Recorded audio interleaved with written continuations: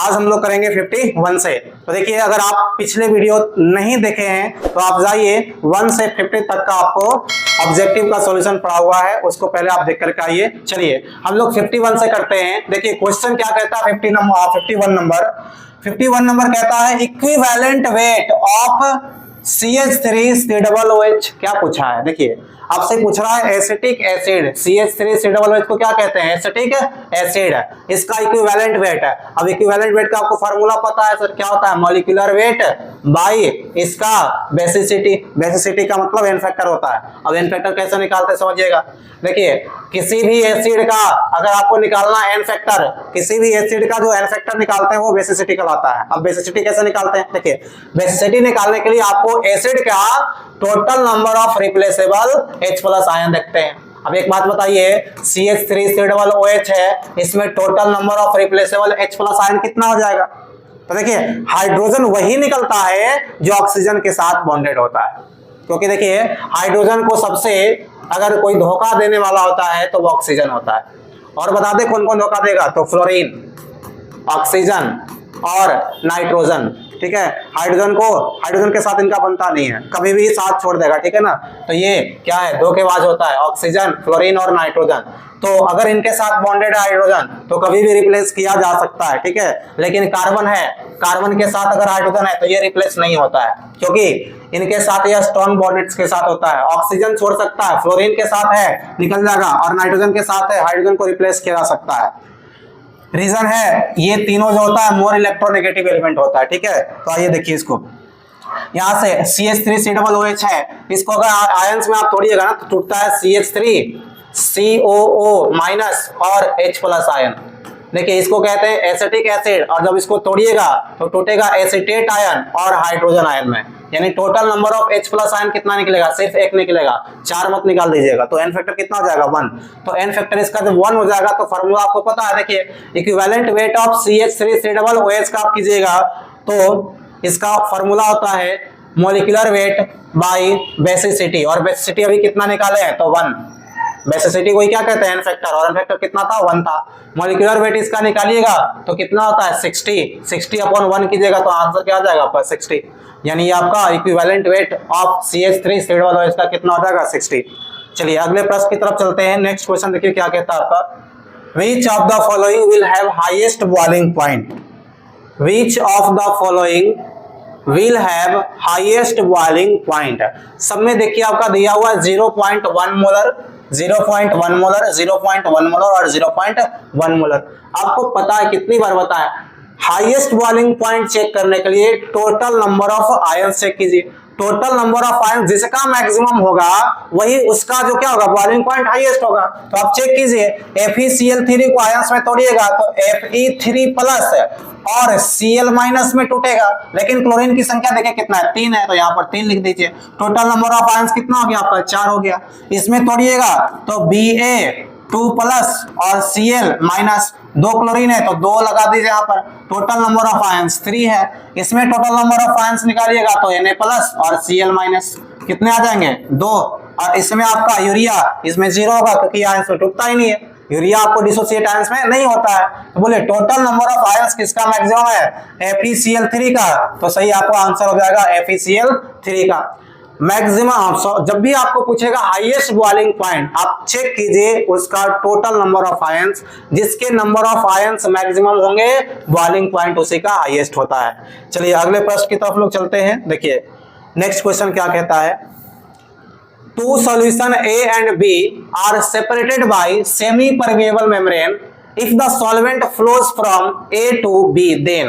2 solution आपका दिया हुआ है। देखिए सॉल्यूशन A और सॉल्यूशन B ये सेपरेट किया गया है SPM के थ्रू, सेमी परमेबल मेम्ब्रेन के थ्रू। अब कहता है कि if the solvent flows from A to B, यानी सॉल्वेंट जो आपका है वो A से B की तरफ फ्लो कर रहा है। जैसे सॉल्यूशन मान लीजिए, इसमें एक सॉल्यूशन क्या है A और एक सॉल्यूशन क्या है B है।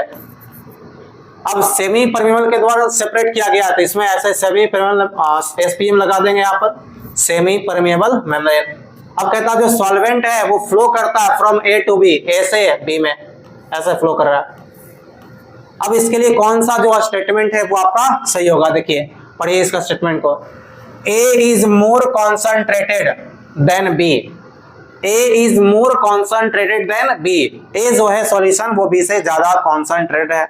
दूसरा A is less concentrated than B, third आपका है both A and B are same concentration, D both A and B get diluted।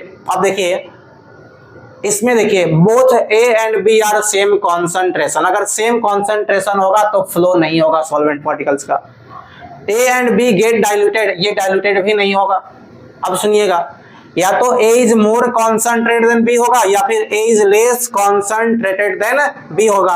आपको कहता है कि if the solvent flows from A to B, A से B की तरफ हो रहा है, जब A से B की तरफ हो रहा है फ्लो सॉल्यूशन का, तो A से B की तरफ होने के लिए आपको क्या होगा, तो लो कॉन्सेंट्रेशन, अगर एसपीएम के थ्रू आपको क्या कराना है, प्रवाहित कराना है, फ्लो कराना है, तो हमेशा लो से हाई की तरफ होता है, इसलिए A की कॉन्सेंट्रेशन लेस होगा किससे, B से। तो सही आंसर क्या हो जाएगा आपका, B हो जाएगा। चलिए अगले प्रश्न की तरफ चलते हैं हम लोग। नेक्स्ट क्वेश्चन देखिए क्या है, question number 54। The mole fraction of water in a mixture containing 9 gram of water and 120 gram of acetic acid is, देखिए इसमें समझिएगा, the mole fraction of water in a mixture containing 9 gram of water, water का जो मास दिया हुआ है वो आपका है कितना, 9 ग्राम मास है, देखिए, and 120 gram of acetic acid, acetic acid का मास कितना दिया हुआ है, 120 ग्राम है। तो मोल फ्रैक्शन निकालना है किसका, वाटर का आपको। तो आप जब भी मोल फ्रैक्शन निकालेंगे तो सॉलिड और सॉल्वेंट दोनों का नंबर ऑफ मोल्स पता होना चाहिए। तो हमें गिवन मास तो दिया हुआ है, मॉलिक्यूलर वेट निकाल लीजिए, देखिए वाटर का 18 होता है और एसिटिक एसिड का 60 हो जाएगा। अब नंबर ऑफ मोल्स निकालिएगा तो given weight by molecular weight, water का हो जाएगा 0.5 और एसिटिक एसिड का 2। टोटल नंबर ऑफ मोल्स निकाल लीजिए तो आज आपका कितना आ जाएगा, 2.5 आ जाएगा।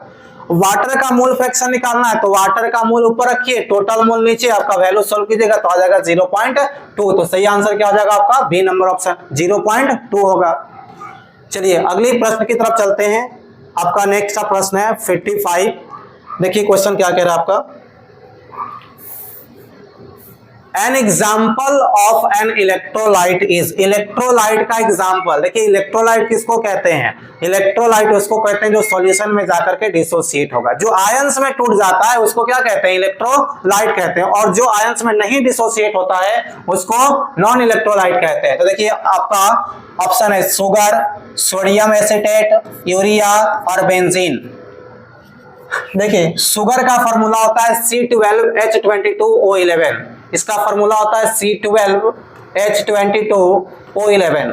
ये नॉन इलेक्ट्रोलाइट है, ये आयंस में आपका डिसोसिएट नहीं होता है।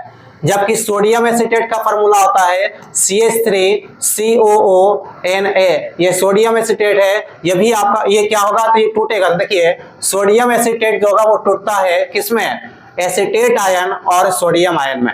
शुगर का फॉर्मूला C12H22O11, ये डिसोसिएट नहीं होता है। यूरिया आपका है NH2CO NH2, ये भी आपको नॉन इलेक्ट्रोलाइट है, ये आयंस में डिसोसिएट नहीं होता है। बेंजीन C6H6, ये भी आपका नॉन इलेक्ट्रोलाइट है, ये भी डिसोसिएट नहीं होता है वाटर में जाने के बाद। देखिए सही आंसर आपका हो जाएगा सोडियम एसीटेट। चलिए अगले प्रश्न की तरफ चलते हैं 56 की तरफ। What will be molarity of a solution containing 5 gram of sodium hydroxide in 250 ml solution? अब देखिए आपसे प्रश्न में मोलारिटी पूछा जा रहा है, मोलारिटी इसमें पूछा जा रहा है जबकि दिया हुआ है सोडियम हाइड्रोक्साइड कितना 5 ग्राम है और 250 ml क्या आपका दिया हुआ है, सॉल्यूशन दिया हुआ है।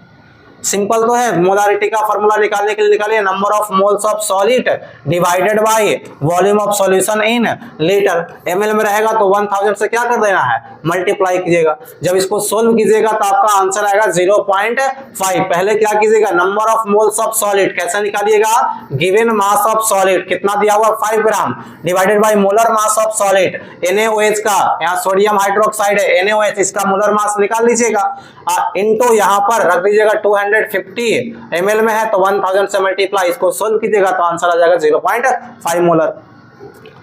देखिए ये आपका इस 50 नंबर 6 का जो ऑप्शन होगा वो 0.5 मोलर होगा। अगले प्रश्न की तरफ चलिए, प्रश्न नंबर आपका 57 की तरफ चलते हैं। देखिए the number of gram equivalent of solute present in 1 litre of solution is called. देखिए डेफिनेशन है, the number of gram equivalent of solid present in 1 litre of solution is called. इसको हम लोग नॉर्मेलिटी कहते हैं। ये नॉर्मेलिटी का definition होता है। इट इज नॉर्मेलिटी को कैसे डिफाइन करेगा, तो the number of gram equivalent of solid present in 1 litre of solution is called normality.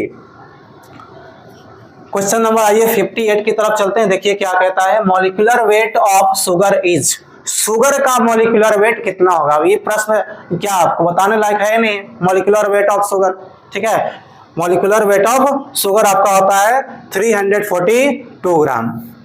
चलिए क्वेश्चन नंबर 59 की तरफ चलते हैं। 1 फैराडे इज इक्वल टू, देखिए 1 फैराडे इक्वल होता है 1 फैराडे इज इक्वल टू, तो देखिए इसका सही आंसर आपका है 96,500। इसका सही आंसर क्या हो जाएगा, 96,500 होता है 1 फैराडे का वैल्यू। यानी कि 1 फैराडे आपको पूछेगा कि 1 फैराडे में कितना कूलम होता है, तो 96,500 कूलम होता है। ये गलत आपका ऑप्शन दिया हुआ है 10,000 कूलम, ये गलत होता है। इसको आप मार्क करिएगा 96,500 coulomb.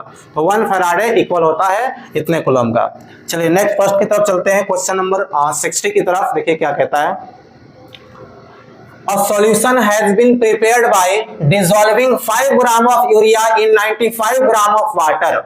What is the mass percent of urea in the solution? एक सॉल्यूशन को बनाया जाता है जिसमें 5 ग्राम यूरिया डिसॉल्व किया गया 95 ग्राम वाटर में। मास परसेंटेज निकालना है। अब बताइए मास परसेंटेज निकालने के लिए हम लोग क्या करते हैं, जिसका भी मास परसेंटेज निकालना है उसका मास ऊपर डिवाइड बाय टोटल मास करते हैं, मल्टीप्लाई बाय 100 कर देते हैं। तो मास परसेंटेज आपको निकालना, देखिए मास परसेंटेज ऑफ वाटर, तो mass of water divided by total mass, 5 और 95 कितना हो जाएगा 100, मल्टीप्लाई कीजिए 100 से, 100 से 100 कैंसिल हो जाएगा तो 5% आ जाएगा। ठीक है, तो ये आपका क्वेश्चन नंबर 60 तक था। इस वीडियो में हम लोग यहीं तक करेंगे, अगले वीडियो में फिर 61 से आगे की तरफ बढ़ेंगे।